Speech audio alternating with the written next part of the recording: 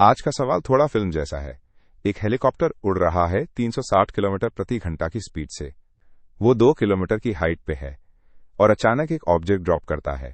वही समय एक ट्रक नीचे रोड पे चल रहा है। स्पीड है 20 metres per second. Object 20 seconds बाद जमीन पे गिरता है। अब सवाल ये है, क्या ऑब्जेक्ट ट्रक पे गिरेगा या उसके आगे या पीछे? चलो देखते हैं स्टेप बाय स्टेप। चलो अब सब कुछ क्लियरली एक्सट्रैक्ट करते हैं।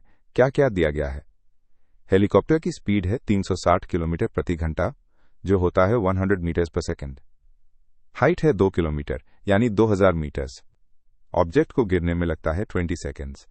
नीचे ट्रक चल रहा है 20 मीटर्स की स्पीड से और acceleration due to gravity g equals 10 metres per second square.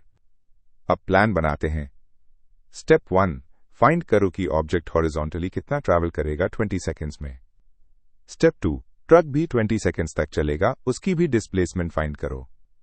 Step 3, दोनों की पोजीशन कंपेयर करो। स्टेप 4, फिर डिसाइड करो क्या ऑब्जेक्ट ट्रक पे गिरेगा या पास करेगा। फिजिक्स का गेम है थिंकिंग प्लस कंपैरिजन। चलो शुरू करते हैं। अब शुरू करते हैं स्टेप 1। जब ऑब्जेक्ट हेलीकॉप्टर से गिरता है तो उसका हॉरिजॉन्टल वेलोसिटी सेम रहता है यानी 100 मीटर्स पर सेकेंड और टाइम ऑफ फॉल है 20 सेकेंड्स दिया हुआ है क्वेश्चन में। तो हॉरिजॉन्टल डिस्प्लेसमेंट निकलने के लिए simple formula, displacement equals speed into time equals 100 into 20 equals 2000 metres, यानी ऑब्जेक्ट हवा में ही 2000 मीटर आगे ट्रैवल करेगा क्योंकि कोई एयर रेजिस्टेंस नहीं है। ये रिजल्ट हमें नेक्स्ट स्टेप में ट्रक के कंपैरिजन में काम आएगा।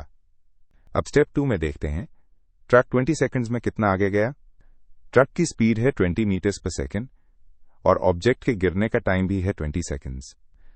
Simple calculation, displacement equals speed into time equals 20 into 20 equals 400 metres.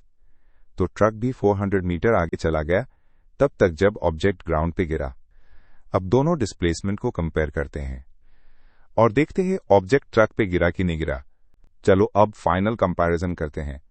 Object ने हॉरिजॉन्टल में ट्रैवल किया 2000 मीटर्स, ट्रक ने सेम टाइम में कवर किया सिर्फ 400 मीटर्स। तो ऑब्जेक्ट ने ट्रक से 1600 मीटर्स आगे लैंड किया। मतलब ऑब्जेक्ट ट्रक पे नहीं गिरेगा। ट्रक तक पहुंचने से पहले ही ऑब्जेक्ट ग्राउंड पे लैंड हो चुका होगा। Final answer, object will land far ahead of the truck. तो इस तरह से एक कॉम्प्लेक्स प्रोजेक्टाइल मोशन भी सिंपल लगता है जब सोचा जाए स्टेप बाय स्टेप।